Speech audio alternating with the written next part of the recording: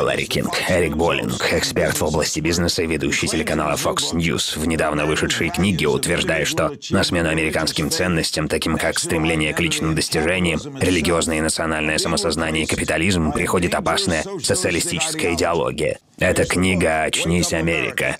Эрик на связи из Нью-Йорка. Вы возвращаетесь в центр или вправо? При Бараке Обаме нас сильно утянули влево. Давайте начнем возвращаться к центру. Наша страна построена на идеях правого центризма. В свое время Обама обещал Америке фундаментальные изменения. После избрания он приложил все усилия, чтобы круто развернуть страну влево, подальше от центра. И ему это удается. Это моя первая и единственная книга. Она немедленно стала бестселлером по версии «Нью-Йорк Таймс», потому что консерваторов беспокоит движение страны влево. Я посвятил ее Бараку Обаме, ведь именно он нас так сильно утянул влево. Ларри, сейчас происходит такое, чего раньше мы и представить себе не могли. Когда-то лучшие студенты-отличники в ВУЗе выступали на выпускном вечере с прощальной речью. Сейчас нельзя, ведь это же оскорбляет тех, кто оказался на втором месте, на третьем, на сотом. Просто безумие. А почему в этом виноват Барак Обама? Потому что он придерживается настолько левых взглядов. Он приверженец радикальной, прогрессистской, либерально-демократической идеологии. В ее формировании замешаны и либеральные СМИ. Все это просачивается в научно-педагогическую среду. Очень большой процент университетских преподавателей сейчас либералы. Просачивается это и в культуру. Ларри, вот вы находитесь в Лос-Анджелесе. Либеральными идеями пропитан Голливуд. Страну во всех сферах настолько сильно тащит влево. Мой 18-летний сын через пару недель пойдет учиться в ВУЗ. Я опасаюсь, что его начнут пичкать всем этим прогрессизмом. Я же хочу вернуться к центру. Страна всегда придерживалась центризма и преуспевала. Вы говорите о правом центризме. Я бы мог сказать о левом. В США есть социальное обеспечение. Все республиканцы голосовали против него. Вы сегодня тоже так поступили бы? Нет. Но эта концепция социалистическая. Вы хотите от нее отказаться? Я не говорю, что это плохо, но социальную защиту можно обеспечить другими, более эффективными методами. И на индивидуальном уровне. Можно отказаться от существующей системы соцобеспечения и всех афер, которые с ней связаны, позволяя людям делать больше сбережения. Джордж Буш это предлагал и потерпел неудачу. Ларри, но вы придираетесь к мелочам, а я говорю о леворадикальных идеях. Как известно, вы поддерживаете Трампа. Вас не смущает его поведение? Я поддерживаю Трампа с тех пор, как он официально заявил о том, что будет бороться за президентский пост. По правде говоря, я знаю его уже 15 лет. Он даже прочел мою книгу и написал о ней отзыв. Я его поддерживаю, поскольку хочу видеть перемены во власти. Мне, как и многим в нашей стране, надоели политики, которые обещают добиться перемен к лучшему, но ничего не меняют. Неважно, демократы они или республиканцы. Ничего не меняется. Такую ситуацию мы наблюдаем и сейчас. Республиканцы ополчились на Дональда Трампа, потому что им не по душе то, что он собой представляет. Трамп деловой человек и, конечно, наведет порядок в Вашингтоне. Мне это как раз по душе, и надеюсь, что так он и поступит. Однако я не одобряю его поведение в отношении читы Хан. В недавнем интервью я сказал то же самое. Ему не стоило обострять ситуацию. Ведь речь о семье кавалера Золотой Звезды. Этот юноша отдал жизнь за свою страну. Трамп мог бы взять свои слова назад или извиниться. Я поддерживаю Трампа, но не являюсь его представителем. Я выступаю в СМИ, пишу книги, веду передачу Five на канале Fox. То есть у меня скорее роль повествователя. Прибегая к теннисной терминологии, скажу, Трамп допустил невынужденную ошибку. Как вы отреагировали на известие о том, что некоторые лидеры республиканцев собираются вмешаться и повлиять на его кампанию? Пол Манафорт, главный стратег предвыборной кампании Дональда Трампа, заявил на канале Fox, что ничего об этом не знает. О чем идет речь? Его что, попросят больше равняться на взгляды истеблишмента? Мне кажется, это не по его части, и как раз потому он так популярен. Трампа критиковали за то, что он назвал Джона Маккейна неудачником, но он так и не извинился, заявив, что не сожалеет об этом. Вспомним также, что несколько месяцев назад Трамп приструнил Пола Райана, заявив: «Единым кандидатом стану я.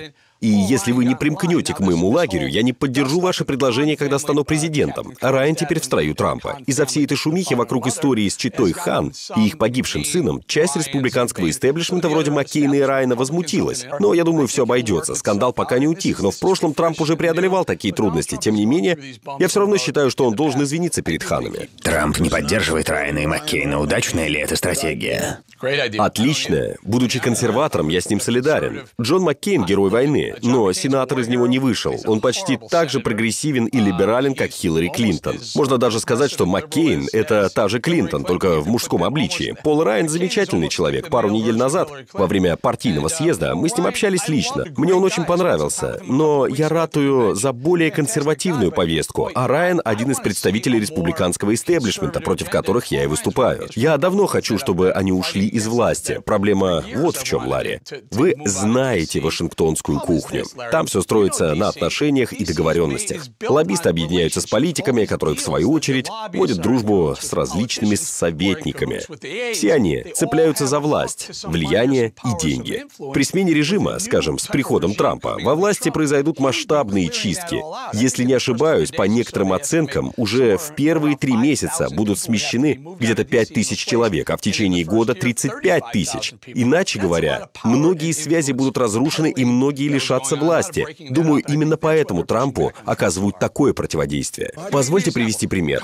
Карл Роув пускается в объяснение, почему Трамп не может победить на президентских выборах. Мы говорим здесь о республиканце, человеке, который должен продвигать республиканское дело и республиканского президента. А он выступает за то, чтобы президентом стала Хиллари Клинтон. Вот в чем проблема Вашингтона. Карл Роув — ее олицетворение. Но ведь Маккейн, и Райан, и Роув, и я, конечно, не хочу вкладывать слова в их уста, но тем не менее могут ответить вам, что страна важнее партии. То есть, если у вашей партии очень плохой кандидат, и его противник хоть вам и не нравится, но, по крайней мере, точно обладает необходимой квалификацией, не стоит ли вам тогда подумать об интересах страны? Вопрос так не стоит. Сейчас нужно выбирать между Дональдом Трампом и Хиллари Клинтон. И вот почему это так важно. После смерти судьи Антонина Скалли соотношение судей в Верховном суде 4-4. 4 либерала и 4 консерватора. В зависимости от того, кто станет следующим президентом, наш суд в ближайшие 20-30 лет будет или либеральным, или консервативным. Райан, Маккейн и Роувы сейчас выражают недовольство кандидатурой Трампа.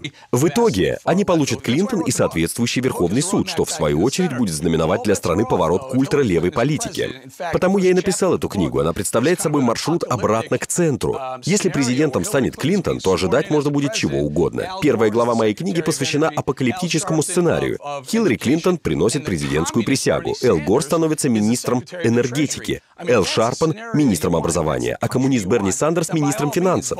Если вы хотите жить в такой стране, то голосуйте за Хиллари Клинтон. Но имейте в виду, что тогда наши дети и внуки будут жить намного либеральнее, чем мы. Вы назвали Берни Сандерса коммунистом. Да. В чем разница между коммунизмом и социализмом? Объясните мне. Я не понимаю, чем они друг от друга отличаются, а ведь я экономист. В некоторых странах социализм победил коммунизм. Коммунизм — это крайняя форма социализма, а для Сандерса как раз характерны крайности. А фашизм — это крайняя форма консерватизма. Я был на съезде Демократической партии в Филадельфии. Многие думают, что сторонники Берни Сандерса просто хотят перемен. Я так не считаю. Мне кажется, что они ни за что не будут голосовать за Хиллари Клинтон. Да, они не хотят, чтобы в Вашингтоне все шло по-старому. Но дело в том, что их вообще не устраивает существующая двухпартийная система. Они хотят, чтобы наступила полная анархия. Ядро сторонников Сандерса составляют анархисты. Я смог сам в этом убедиться, я наблюдал за ними. И у меня от их левацких воззрений голова пошла кругом. Им, пожалуй, даже Че Гевара может показаться недостаточно левым. Трамп недоволен расписанием теледебатов, так как в это же время будут проходить игры Национальной футбольной лиги. Вы считаете, такое время было выбрано намеренно? Теледебаты Хиллари Клинтон и Дональда Трампа все равно привлекут куда больше зрителей, чем матчи НФЛ. Не думаю, что намеренно, так как время проведения дебатов выбрали до того, как было определено расписание игр НФЛ. Тем не менее, я считаю, что совмещать дебаты с играми НФЛ — ошибка. Мне хотелось бы, чтобы они прошли в разное время, так, чтобы их разделяло хотя бы пара часов. Сделать это не составило бы труда. Вообще же, я бы предпочел, чтобы они проходили в разные дни. Думаю, или НФЛ, или Федеральной избирательной комиссии следует изменить свое расписание. Я хочу посмотреть и то, и другое. Я очень люблю футбол. Мне не хотелось бы смотреть игры и дебаты в режиме картинка в картинке. По-вашему, на что будут похожи эти дебаты? на успешный сериал в прайм-тайм. За его трансляцию еще и деньги надо брать. Это будут невероятно увлекательные дебаты. Трамп заявляет, что не даст Хиллари спуску, и я ему верю. У Хиллари богатый внешнеполитический опыт, а у Трампа поддержка среднестатистического американца. Так что дебаты будут крайне интересными. Вас не пугает, что в конфронтации с женщиной Трамп может зайти слишком далеко? Он ведь должен как-то себя ограничить. Да, но ведь речь не о ее поле, а о ее послужном списке. Дело не в том, что она женщина. Дело в том, что если он во время дебатов будет призывать посадить Клинтон в тюрьму, на пользу ему это не пойдет. Лозунг «в тюрьму» ее не имеет никакого отношения к полу Клинтон. Если бы она была мужчиной, он сказал бы «в тюрьму его». Но этот лозунг касается коррупции и лжи Хиллари Клинтон. Совсем недавно она лгала американцам, заявив, что отправляла и получала секретные электронные письма неумышленно, хотя нам известно, что она знала, что это были за письма. Она сама в этом призналась. Просто диву даешься, с какой готовностью она обманывает американское население. А теперь задумайтесь вот над чем. Билл Клинтон зарабатывал по $500 000 за одно выступление. Однако такие огромные гонорары он начал получать лишь когда его супруга стала госсекретарем США, а именно в 2009 году, спустя 9 лет после президентства Билла. Когда Хиллари возглавляла Госдепартамент, между разными странами и американскими компаниями заключались сделки, и последние отправляли Клинтона в эти страны с выступлениями. Я буду крайне удивлен, если ему за это ничего не полагалось. Думаю, на дебатах ей это припомнят.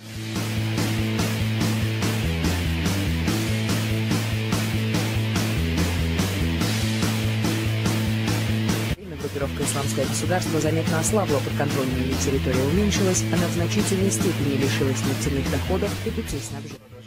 И сексуальное насилие. После захвата исламским государством иракского города Мосул в июне 2014 года эта участь постигла тысячи христианских и езидских женщин и детей. Политика, экономика, финансы и сами деньги – все это части единой системы, которая создана и контролируется группой властителей с целью глобального порабощения людей.